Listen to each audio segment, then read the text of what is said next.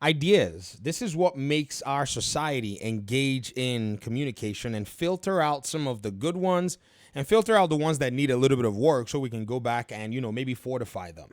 I'm on this case with exclusivity because I've noticed that there is a select coalition going on. And behold, watch and see it. It's going to be made up of old school Xbox folk, old school PlayStation folk. They're going to come together and start to push for why they think everybody that doesn't support exclusivity is wrong, is crazy, or, according to them, wants a new kumbaya type of, framework. It's coming, just letting you know. This is why, again, when people say that I'm an X-bot or whatever, I laugh. I'm like, man, you haven't seen me go after Xbox folk, because Xbox folk, my expectation from y'all is the highest. My respect for the Xbox community is the highest.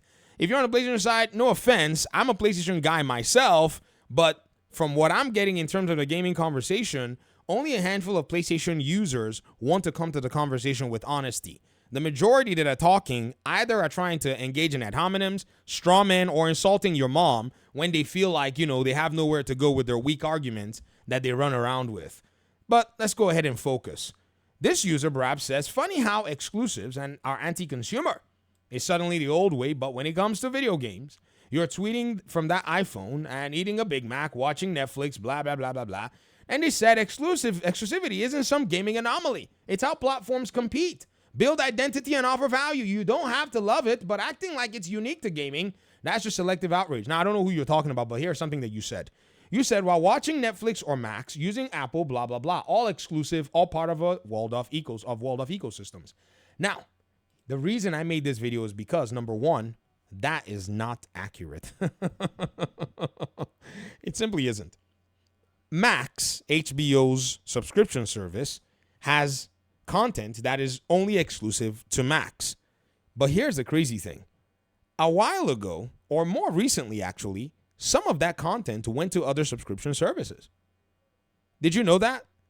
They were first releasing their movies, remember, during the Snyder era and during the, the time when they were making Max this big thing and the Justice League 4-hour Snyder cut and all that. They were putting a lot of those content pieces to bolster Max in terms of its subscription, to make people come into their subscription and make people come and start to watch their content. And that probably worked for a little bit. This was when folk like Jason Kilar was in charge of a lot of that media conglomerate. The reason I know a lot of this is because I was covering and waiting for the next DC-based video game, which then turned out to be Gotham Knights and Suicide Squad Killed the Justice League, and even Wonder Woman before it got canceled. Jason Kilar still has the post where he went to Seattle and said, oh yeah, I was at Monolith and they're doing great work on the Wonder Woman game, a lot to be excited for. That's how I know all this stuff. It's not like, I'm, no. But what has happened to all those DC-based content, like their movies and such? Do you know what's happened to them? They've been making their way to other services. In fact, at one point, they were on Netflix. And in this thread, as everybody was discussing this, somebody made a very interesting claim. They said, and they were trying to support Brap in this particular conversation, they said, I can't watch The Batman or Game of Thrones on any other streaming service other than HBO Max. Huh. Well, you can't watch The Batman or Game of Thrones, but when they had Aquaman on there, or The Flash, on those services, what happened to them afterwards? Some of them went to Netflix. In fact, one of them is on a free streaming service, free if you watch ads, called Tubi. It's not just actually one of them. It's literally that franchise called Aquaman. Look at it. This is Tubi. This is a free service where you watch to pay ad for watch and you watch ads as your payment. There's Aquaman and the Lost Kingdom. There's Aquaman DC. This is probably another version. There's Aquaman in Spanish. And then there's another Aquaman version here. I will not click any of them, so I do not have my channel nuked from orbit. This is all free. Legally here. And you know what's going to shock everybody? Is big, huge media conglomerates who have their own streaming services also have stuff everywhere else. So this example, and I made this video only to say these words, this example is a bad example to use. Using Netflix, Max, or the streaming services doesn't help your case.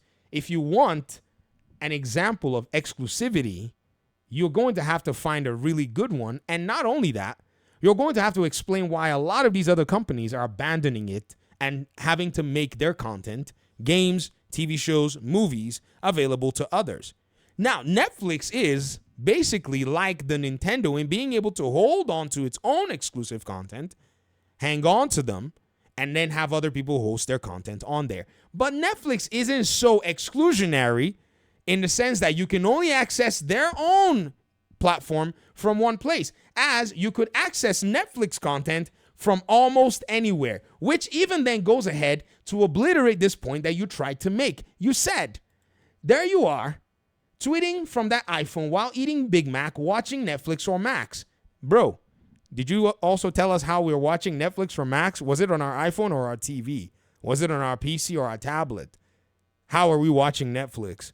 We're watching it via anywhere that we can actually get the app downloaded to.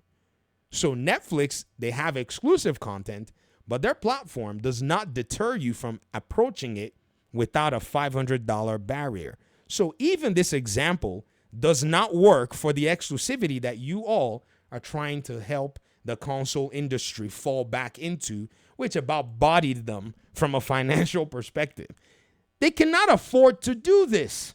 Y'all are asking PlayStation and Xbox, right, to compete at their own expense. You guys want to set rules. Why don't you make your own company or your own platforms where you can do this competition that you all are pining for? Why should Sony and Microsoft do so at the expense of making money and shorting their shareholders?